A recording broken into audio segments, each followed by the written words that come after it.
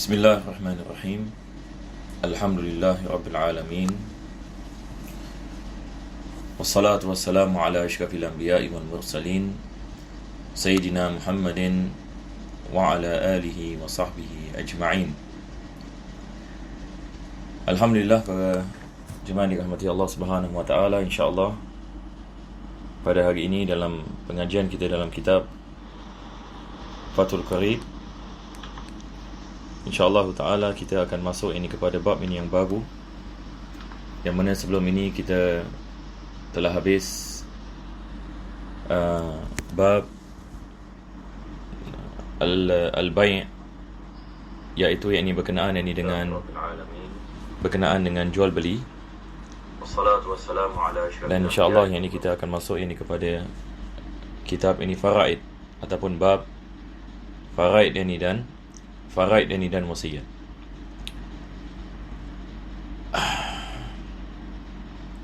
Jadi insyaAllah ta'ala,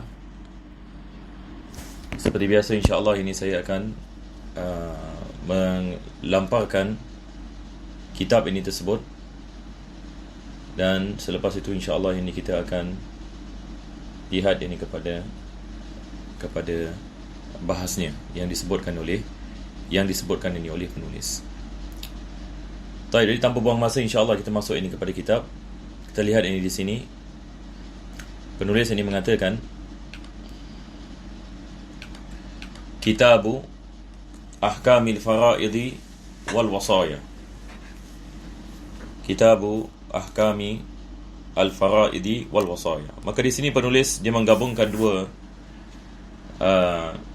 tajuk. Pertama sekali adalah berkenaan dengan faraid itu sendiri, dan selepas itu beliau akan membicarakan ini tentang bab berkenaan dengan wasiat.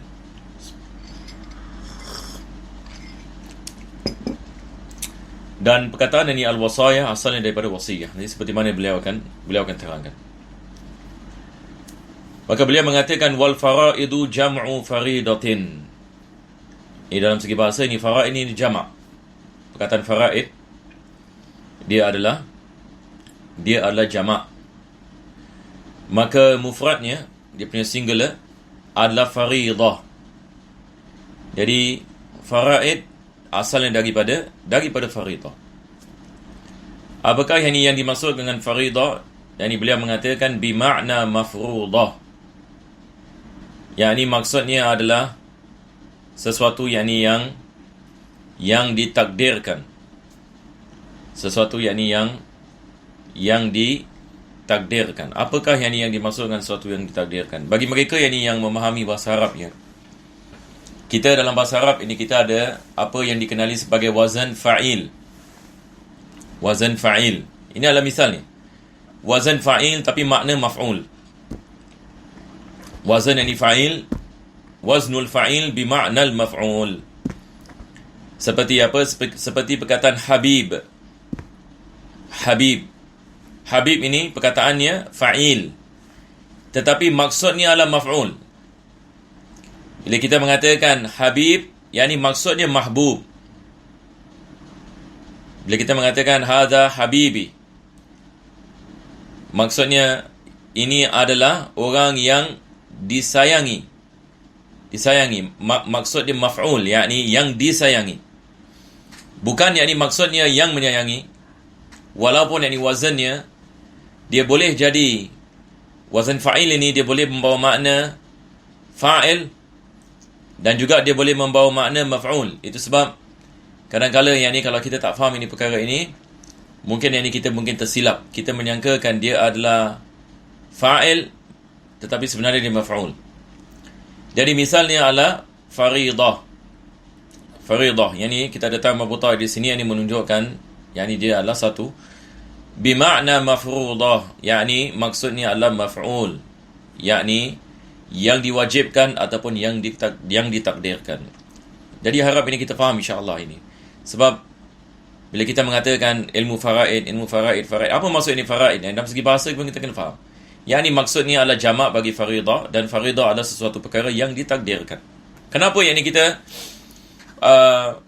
ia disebutkan ini sebagai faraid dan faridah? Apa yang dimaksudkan dengan ditakdirkan? Ini maksudnya Allah Subhanahu wa taala sudah mentakdirkan Misalan ini suami sama ada mendapatkan 1/4 ataupun 1/8. Misalan, kalau sekiranya isterinya meninggal dunia, maka kalau sekiranya dia ada anak, seorang isteri misalan, kalau sekiranya suaminya meninggal dunia, sama ada dia mendapat 1/4. Kalau sekiranya suami tersebut ada anak, dia mendapatkan 1/4. Kalau sekiranya kalau ada anak, dia mendapatkan 1/8. Kalau tidak ada anak, maka dia mendapatkan 1/4. Maka ini adalah misal bagi isteri, 1/4 ataupun 1/8. Ini adalah takdir yang telah ditakdirkan yang telah ditakdirkan oleh Allah Subhanahu Wa Taala baginya, yang telah ditentukan. Jadi ini yang kita maksudkan dengan faridah yang dalam segi bahasa. Cuma dalam segi istilah yang kita ada sikit lebih kurang kait mengait tentang perkara ini. Beliau mengatakan wal faridatu syar'an, yakni makna dalam segi syarak pula. Beliau mengatakan ismu nasibin muqaddarin. Jadi dia adalah nama bagi nasib. Nasib ini maksudnya bahagian, ya. Dalam bahasa Arab kita mengatakan nasib. Bila kita mengatakan hadza nasibi, ini adalah bahagian aku. Tapi bila dia dimelayukan, dia menjadi perkataan nasib. Kalau orang Melayu, bila kita mengatakan nasib saya, ini ada kait mengait dengan takdir, yakni takdir Allah Subhanahu Wa Taala. Nasib, yang kita mengatakan nasib, sesuatu yang ditakdirkan ini oleh Allah Subhanahu Wa Taala. Tetapi asal perkataan nasib ini dia adalah bahagian. Maka maknanya dalam segi syarat, dia adalah nama bagi bahagian yang ditentukan, bahagian muqaddarin li mustahiqihi, bagi orang yang berhak kepada bahagian tersebut. Seorang isteri mendapat 1/4 ataupun dia mendapatkan 1/8, maka dia berhak untuk mendapatkan bahagian tersebut. Allah Subhanahu Wa Taala telah menerangkan dalam Al-Quranul Karim berkenaan dengan perkara ini. Seorang ibu mendapatkan 1/3 ataupun 1/6. Begitu juga ini seorang ayah, dia boleh mendapat 1/6 ataupun asabah, dia mendapatkan ini yang baki. Kalau sekiranya tidak ada anak lelaki ataupun ini tidak ada ahli keluarga lelaki yang lain misalan. Begitu juga bagi anak perempuan boleh mendapat separuh daripada harta si mati. Kalau sekiranya tidak ada ahli waris yang lain, ataupun mereka kongsi 2/3, kalau sekiranya lebih daripada satu dan sebagainya, maka ini adalah bahagian-bahagian yang sudah ditakdirkan bagi orang yang berhak untuk mendapatkannya. Jadi ilmu faraid kebanyakannya adalah perkara-perkara yang sudah ditentukan oleh Allah. Berapa banyak fulan bin fulan akan dapat, berapa banyak anak akan dapat, berapa banyak adik-beradik akan dapat, berapa banyak ibu bapa akan dapat, cucu misalan, anak lelaki, anak perempuan, pakcik dan sebagainya. Maka dalam Al-Quranul Karim dan juga hadis-hadis Nabi SAW, maka menerangkan tentang ilmu ini. Bagaimana kita nak mengetahui bahagian ahli keluarga yang disebutkan. Manakala wal wasaya, berkenaan dengan wasiat pula, maka wasaya ini adalah jamak bagi wasiyatun. Maka jamaknya adalah wasaya, jam'u wasiyatin. Min wassaitu syai'a bisyai'i idza wasaltuhu bihi. Yani asalnya daripada perkataan wassaitu syai'a bisyai', daripada perkataan wassa yuwassi, wassaitu, yani maksudnya idza wasaltuhu bihi, kita menyambungkan satu perkara dengan satu perkara. Ini asal perkataan wasiat. Kita menggabungkan satu perkara dengan satu perkara. Kenapa wasiat disebutkan sebagai wasiat? Maka dia ada menggabungkan satu perkara dengan perkara yang lain. Apakah gabungan ini? Maka dia mengatakan wal wasiyatu syar'an. Dalam segi syarat dia mengatakan tabarru'un bihaqqin mudafin lima ba'dal maut. Jadi dia ada gabungan di antara kehidupan dan kematian. Yani maksudnya satu orang dia melakukan wasiat apabila dia hidup, dan dia mendapatkan manfaat daripada wasiatnya setelah dia mati. Maka dia telah menggabungkan dia telah menggabungkan kebaikan dunia dan juga kebaikan yang di akhirah. Itu sebab ini digalakkan yang kita melakukan wasiat, dan wasiat ini boleh ini menjadi wajib. Seperti mana nanti insya-Allah ini kita akan mengetahuinya. Jadi ini adalah definisi ini bagi faraid dan wasaya.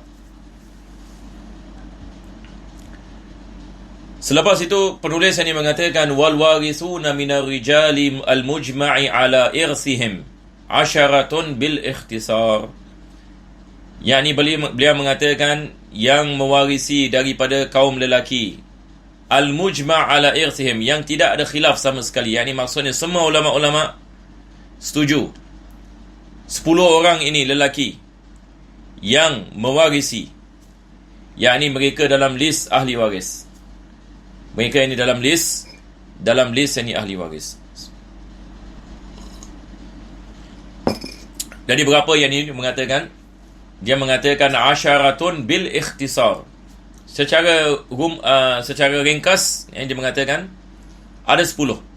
Tetapi kalau kita menerangkan secara panjangan, maka dia ada 15. Ini yang dia mengatakan wabil basti 15. Yakni yang dengan keterangan yakni dengan panjang ada 15. Sebelum ini kita masuk ini kepada perkara ini, saya ada perkara yang ini saya nak kongsikan sedikit. Memandangkan kita baru masuk ini bab faraid, saya nak kongsikan beberapa hadis Nabi SAW berkenaan dengan ilmu ini. Yani insya-Allah ini kita lihat kepada hadis-hadis ini seketika.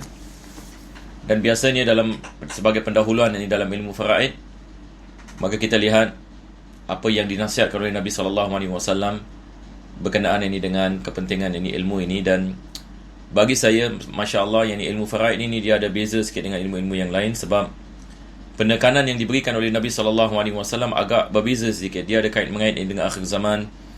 Dia akan ada kait mengait ini dengan apa kita mengatakan penekanan ini bagi ilmu ini berbeza daripada ilmu-ilmu yang lain. Jadi kita akan lihat di sini. Tentu sekali hadisnya banyak sekali. Cuma saya hanya menukilkan ini baru sedikit saja di sini. Maka pertama sekali ini kita ada hadis yang mana Nabi SAW, yakni dia menifatkan tentang ilmu yakni faraid. Ini adalah hadis yang pertama daripada Abdullah bin Amr bin As radhiyallahu anhu, yang mana Nabi SAW ini bersabda, qal al-ilmu salasah, ilmu ini ada 3 jenis, wa ma siwa dhalika fahuwa fadlun, apa yang lebih daripadanya maka itu adalah tambahan. Ayatun muhkamatun aw sunnatun qa'imatun aw faridatun adilah. Yang pertama sekali Nabi SAW ini mengatakan ayat-ayat ini muhkamat. Ini ayat-ayat muhkamat adalah ayat-ayat yang terang ini pentafsirannya, seperti ayat solat, ayat berkenaan dengan puasa, ayat berkenaan dengan hukum ahkam ini jual beli dan kisah-kisah Nabi dan sebagainya. Ini adalah bahagian yang pertama. Yang kedua adalah sunnatun qa'imah, dan sunnah Nabi SAW, yakni yang dilaksanakan, yang dipelajari. Dan yang ketiga adalah faridatun adilah. Yang ketiga adalah ilmu faraid. Maka di sini Nabi SAW dia menjelaskan keutamaan yang mempelajari yakni ilmu faraid. Yang kedua,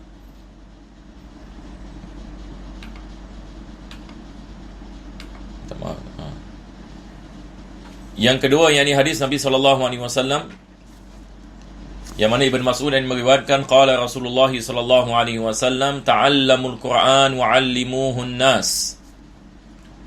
Yakni Nabi SAW mengatakan, belajarlah ilmu Al-Quranul Karim dan ajarkanlah ia kepada manusia.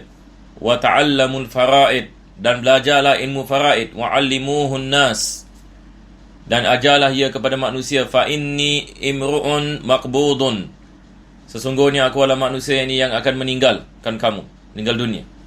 Wa innal ilma sayuqbad, dan begitu juga ilmu ini juga akan diangkat. Wa tadharul fitan, dan akan berlaku fitnah. Hatta yakhtalifal isnani fil faridah, sehingga akan berlaku perselisihan di antara dua pihak tentang ilmu faraid dan membagikan harta pusaka. Dan ini berlaku yang ni. Kalau kita lihat dalam masyarakat kita, banyak sekali berlaku. Kalau kita pergi ke mahkamah ini misalnya, kes-kes yang ini berkenaan dengan pergaduhan di antara ahli keluarga berkenaan dengan faraid. Ada ahli keluarga nak ikut faraid, ada ahli keluarga tak nak ikut faraid ini dan sebagainya. Ada ahli keluarga mengatakan, bapa dah berikan semua harta kepada aku, maka semua ini adalah aku yang punya, dan sebagainya. Ini semua adalah daripada tanda akhir zaman. Kejahilan yang ada yang ini mungkin orang menafikan ilmu faraid, ataupun hari ini kita lihat ada orang Islam mengatakan kita tak nak ikut ilmu faraid, kita nak sendiri-sendiri. Lihat ini kepada maslahat kita. Maka ini semua adalah daripada masalah yang kita menghadapi ini pada hari ini.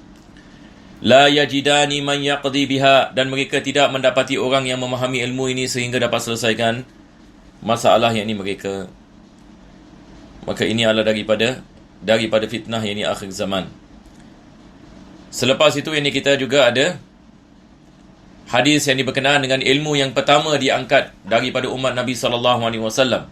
Hadis Abu Hurairah, yang mana beliau mengatakan, qala Rasulullah SAW, wahai Rasulullah, Nabi mengatakan, ya Abu Hurairah, wahai ini Abu Hurairah, ta'allamul faraid. Nabi menekankan di sini, belajarlah ilmu faraid.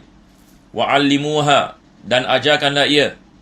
Fa innahu nisful ilm, sesungguhnya dia adalah separuh ini bagi ilmu. Wa huwa yunsa, dan dia adalah yakni ilmu yang akan dilupakan. Wa huwa awwalu syai'in yunza'u min ummati, dia adalah ilmu yang pertama yang diangkat ini daripada umatku. Mudah-mudahan Allah Subhanahu wa taala memberikan kepada kita kesabaran ini insya-Allah, dan taufik ini dan hidayah, dapat ini kita mempelajari ilmu ini insya-Allah taala. Amin ya rabbal alamin. Sekarang insya-Allah ini kita balik ini kepada kitab kita, kitab ini Fathul Qarib.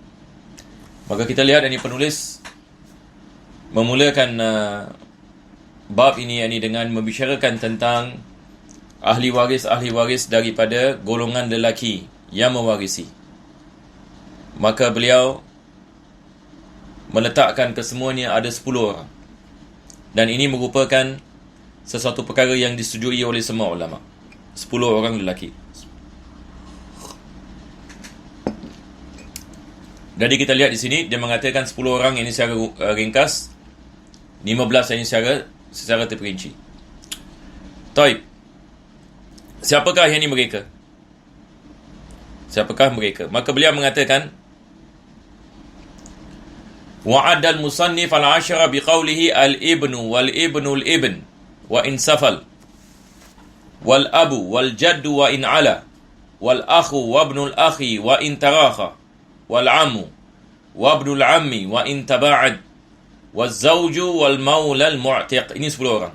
Jadi kalau dalam bahasa Melayu kita mengatakan pertama sekali adalah anak lelaki, al-ibn. Yang pertama. Yang kedua adalah ibn, yakni cucu lelaki daripada anak lelaki, dan ke bawah, yakni harta cicit dan sebagainya. Yang ketiga al-ab adalah bapa. Yang keempat al-jad, yakni datuk, dan ke atas. Wa in ala, ini maksudnya datuk dan moyang dan sebagainya. Yang kelima adalah al-akh, yakni saudara lelaki. Yang keenam ibnul akh, anak saudara daripada saudara lain lelaki. Wal-am, pakcik ini sebelah bapa. Wa ibnul am, anak lelaki kepada pakcik sebelah bapa. Wa in taba'at, walaupun ini jauh. Waz-zawj, yang ke-9 yang ini adalah suami. Yang ke-10 adalah maulal mu'tiq, yakni maulal mu'tiq. Ini pada zaman dahulu kita ada misalan satu orang ini misalnya ada hamba, selepas itu dia bebaskan hamba ini, maka dia adalah maulal mu'tiq. Yakni kalau sekiranya hamba ini misalan meninggal dunia dan dia ada harta, misalan tak ada orang mewarisinya, maka tuannya yakni yang membebaskannya dulu, dia yakni yang menjadi asabah, yakni dia yang ini mewarisi hamba yang meninggal itu. Selepas itu ini beliau mengatakan, ini insya-Allah nanti saya terangkan.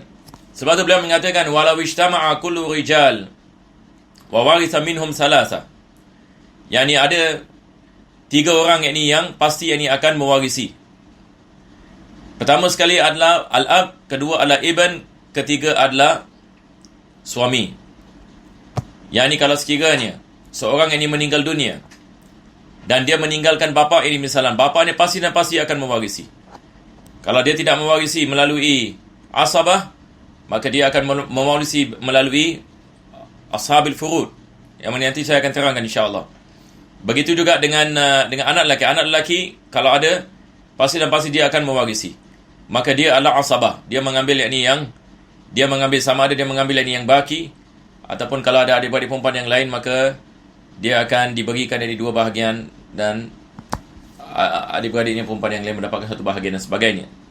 Dan abangnya dan pakciknya semua akan dimahjubkan kalau sekiranya dia anak-anak, ada anak lelaki. Jadi anak lelaki kalau ada dalam masalah maksudnya di sini bukan problem. Masalah di sini kalau kita membicarakan masalah faraid. Satu orang yang meninggal dunia, meninggalkan anak lelaki dan anak perempuan dan sebagainya. Ini maksudnya di sini, anak lelaki pasti dan pasti akan mewarisi. Begitu juga dengan suami. Kalau sekiranya seorang isteri meninggal dunia, kalau isteri yang meninggal dunia, kalau kita ada suami dalam masalah, maksudnya yang meninggal adalah isteri. Yang meninggal ini adalah yang isteri. Sebab ini penulis ini dia mengatakan di sini, wala yakunul mait fi hadhihi surati illa mar'ah. Yani seorang suami misalan, kalau ada dalam masalah ini maksudnya yang meninggal adalah istrinya. Jadi kalau isteri yang meninggal dunia, suami wala macam mana sekalipun ini akan mendapatkan bahagiannya. Maka dia sekali-kali ini tidak dimahjub. Mahjub ini maksudnya sekali-kali dia tidak ditolak. Sebab ada ahli waris yang lain, nanti kita akan mempelajari. Kalau sekiranya ada ahli waris ini yang terdekat kepada mati, dia akan dimahjubkan. Yakni dihindari daripada yakni mewarisi. Sekarang ini saya akan menunjukkan lebih mudah lagi dia punya chart ya. Chart ini bagi lelaki yang mewarisi. Jadi kita lihat apa yang dimasukkan oleh penulis bila dia mengatakan 10 dan 15. Kita lihat di sini. Sekarang ini kita ada al-mayyit ini di tengah ini. Al-mayyit ini maksudnya orang yang meninggal. Jadi kita mula daripada atas dahulu. Atas kita lihat di sini kita ada al-ab dengan al-jad, yakni li'ab. Maksudnya bapa kepada bapa. Jadi ini kita mengatakan kita dah berapa kita dapat? Kita dah dapat 2 dah. Ini daripada usul kita mengatakan. Usul ini daripada atas. Bapa dan bapa kepada bapa, ataupun lagi bapa kepada datuk dan sebagainya, dia ke atas. Semua ini yang mewarisi. Selepas itu ini ke bawah kita ada al-ibn, anak lelaki, dan ibnul ibni, anak lelaki kepada anak lelaki. Jadi sekarang kita dah ada berapa? Kita dah ada 4 dah. Kita ada 4. Jadi kita lihat ini semua adalah lelaki ya. Kita berbicara lelaki. Selepas ini penulis yang akan membicarakan tentang wanita pula. Jadi dia mulakan dengan lelaki, baru dia mulakan dengan wanita. Selepas itu kita pergi yang ini ke tepi. Jadi atas, bawah, tepi sebelah kanan dan tepi yang ini sebelah kiri. Ini kalau dalam bahasa kita panggil hawashi. Jadi kita take note ya namanya. Kita ada usul dan kita ada furu'. Yang ini usul yang berada di atas. Usul yang berada di bawah. Dan kita ada yang berada di tepi. Jadi kalau kita lihat ini sebelah tepi ini, apa yang kita dapat di sini? Kita mulakan ini dengan al-akh syaqiq dan shin. Kita lihat di sini kan ada perkataan yang ini al-akh. Kalau antum lihat skrin sebelah kiri kita. Kalau bila kita lihat skrin sebelah kiri ya, kita akan dapat apa di sini? Al-akh. Lepas itu ada shin. Maksud shin di sini adalah syaqiq. Jadi barang siapa yang nak tulis, boleh tulis ini adalah saudara lelaki seibu sebapa. Ini yang dimasukkan dengan syaqiq. Selepas itu kita ada al-akh li'ab, saudara yang ini lelaki sebapa. Lepas itu kita ada al-akh li'um, saudara yang ini lelaki seibu. Jadi berapa kita dah ada? Kita dah ada 3 dah. Lepas itu kita ada anaknya, ibnul akh syaqiq, anak lelaki kepada saudara lelaki seibu dan sebapa. Lepas itu kita ada ibnul akh li'ab, anak lelaki kepada saudara lelaki sebapa. Yang ini syaqiq tadi kita mengatakan seibu dan sebapa. Tetapi yang ini adalah anak lelaki kepada saudara lelaki yang hanya seibu. Sekarang apa maksudnya bila kita mengatakan seibu sebapa? Misalan, saya ada abang lelaki misalan, dan abang lelaki saya seibu sebapa dengan saya, yakni daripada ibu dan bapa. Tapi ada orang ini misalan bapanya kahwin dua misalan. Jadi bapa ni maksudnya ada isteri dua. Jadi isteri yang pertama adalah ibu kepada seorang, isteri yang kedua adalah ibu kepada seorang lagi. Dan kedua-dua ni adalah adik-beradik, tapi kita mengatakan di sini adik-beradik sebapa. Bukan yang ni adik-beradik seibu sebapa. Jadi dalam ilmu faraid kita membezakan di antara adik-beradik seibu sebapa dan adik-beradik sebapa. Mana lebih kuat? Yang lebih kuat adalah adik-beradik seibu dan sebapa. Begitu juga dengan anak mereka. Anak kepada saudara lelaki seibu sebapa dan anak kepada saudara lelaki sebapa. Lepas itu yang kita ada al-akh li saudara yang ni kepada saudara lelaki seibu. Ini juga mewarisi. Nanti kita akan mempelajari insya-Allah. Akan tetapi anaknya tidak mewarisi. Anak kepada adik-beradik lelaki seibu tidak mewarisi. Berbeza dengan anak kepada adik-beradik lelaki sebapa ataupun seibu dan sebapa, seperti mana kita melihat. Jadi di sini saja berapa kita sudah ada? Kita sudah ada 5. Jadi ini kita ada 4 tadi, usul kita ada 2, furuk kita ada 2. Sebelah yang di sini kiri kita ada 5. Jadi semua sekali berapa kita dah dapat? Kita dah dapat yang ini 9. Sekarang ini kita lihat ini sebelah kanan kita. Sekarang kanan yang ini kita membicarakan tentang pakcik. Pakcik bagi bagian bapa. Yang ini dalam bahasa Inggeris kita panggil paternal, yang ini uncle. Maksudnya bapa kita punya adik-beradik lelaki. Ini kita panggil am. Dalam bahasa Arab al-am. Jadi pakcik yang mana adik-beradik kepada bapa kita, mereka mewarisi. Jadi yang pertama sekali kita ada al-am syaqiq. Yang ni maksudnya pakcik kita, yang ni adik-beradik kepada bapa kita seibu dan sebapa, dan anaknya juga mewarisi. Ibnul am syaqiq, anak kepada pakcik. Lepas itu kita ada al-am li'ab, pakcik sebelah bapa. Dan kita ada ibnul am li'ab, anak kepada pakcik sebelah bapa. Dia juga mewarisi. Jadi di sini saja kita sudah ada berapa? Kita sudah ada 4. Lepas itu kita ada az-zawj, yakni suami, dan kita ada al-mu'tiq, yakni maksudnya tuan yang memerdekakan hamba. Jadi semua sekali berapa kita ada? 5 campur 4 9, 9 campur 4 13, 13 campur 2 kita ada 15. Ini yang dimasukkan oleh penulis bil bast. Boleh insya-Allah bil bast. Jadi apa yang disebutkan yakni dalam kitab ini Abu Syuja' ataupun kitab ini Fathul Karim ini yang kita lihat tadi, mana dia?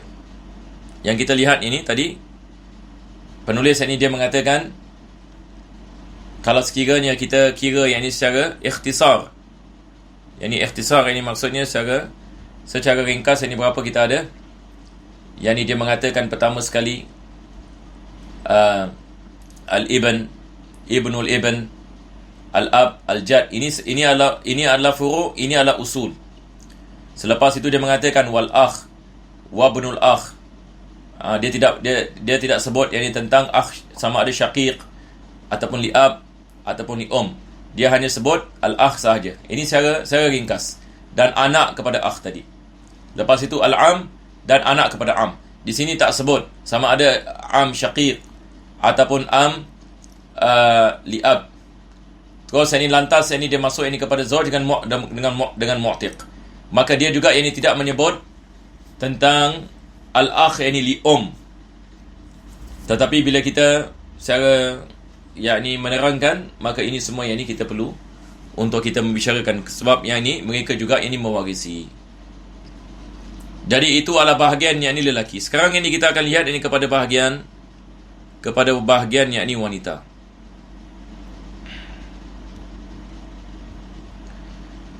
Beliau mengatakan wal warisatu minan nisa al mujma' ala irsihim. Sekali lagi ini beliau mengatakan yang tidak ada perbezaan ini ulama ini tentang pewarisan ini mereka. Maksudnya wanita-wanita ini semua ini akan mewarisi. Berapa yang ini golongan mereka?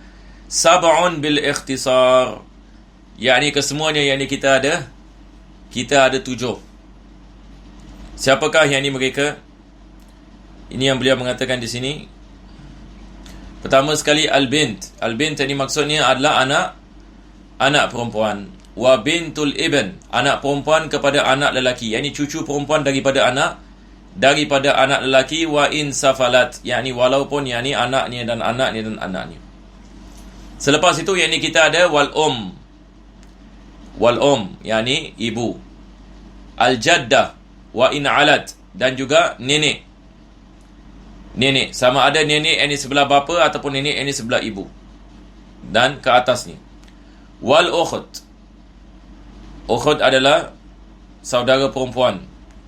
Waz zaujah, isteri. Wal maulatul mu'tiqah, yakni tuan yang memerdekakan. Kadang-kadang yakni tuan yang memerdekakan, dia adalah seorang wanita, maka dia juga yakni mendapatkan bahagiannya kalau sekiranya hamba yang dia telah merdekakan meninggal dunia tanpa ahli waris yang lain dan dia mewarisinya, walaupun dia seorang wanita. Dan ini berlaku kepada Aisyah radhiyallahu anha,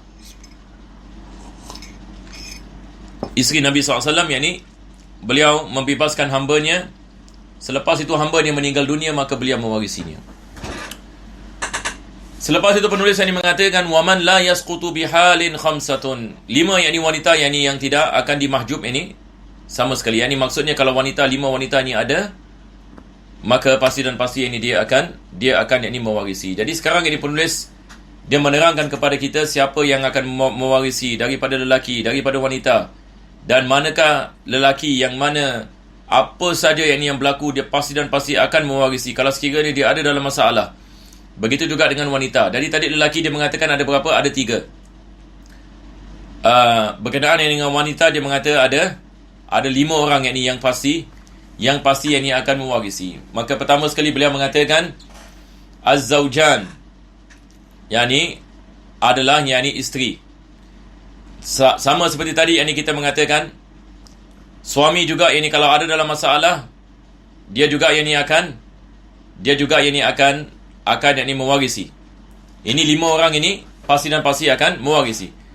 Jadi suami dengan isteri ini dimasukkan dengan zaujan. Kalau kedua mereka ada dalam masalah, maka pasti mereka akan mewarisi dan mereka tidak akan dimahjub. Yang kedua adalah wal abawan. Abawan ini maksudnya ayah dan ibu. 2 ibu bapa. Selepas itu wal waladus sulb, yakni anak sulbi. Sama ada anak lelaki ataupun anak perempuan.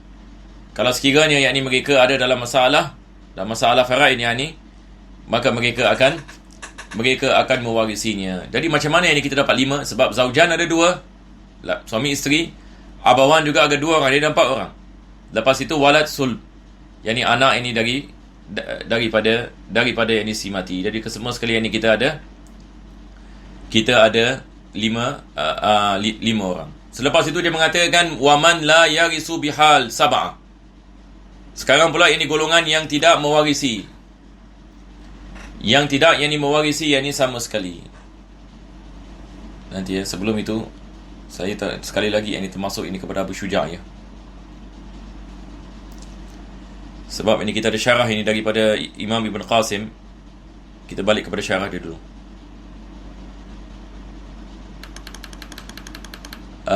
Tadi kita membicarakan ini wal warisatu minan nisa al mujma' ala irsihim sab'un bil ikhtisar. Kita kembali di sini. Wa bil basti dia mengatakan 10. Tetapi saya ringkas ada 10. Wa adal musannif as-sab'a fi qawlihi. Ini seperti mana kita mengatakan 7 daripada mereka yang mewarisi. al-bint wal bintul ibn wa insafal, ini seperti mana kita telah mengatakan ya. Selepas itu yang dia mengatakan walau ijtama'a kullu nisa'i faqat warisa minhunna khamsun. Kalau semua yang ni wanita yang ni dikumpulkan, hanya 5 yang akan yang ni mewarisi, yang ni pasti akan mewarisi, seperti mana juga kita mengatakan tadi. Al-bint wal bintul ibn wal wal zawjah wal ukht syaqiqah. Ini bagi wanita. Pertama sekali adalah al-bint, yang ni anak perempuan. Kedua adalah bintul ibn, anak perempuan kepada anak lelaki. Wal ibu. Zawjah, isteri. Wal ukhtu syaqiqah. Kalau sekiranya yang ni dia ada saudara yang ni perempuan, yang ni yang sebapa yang ni dan seibu.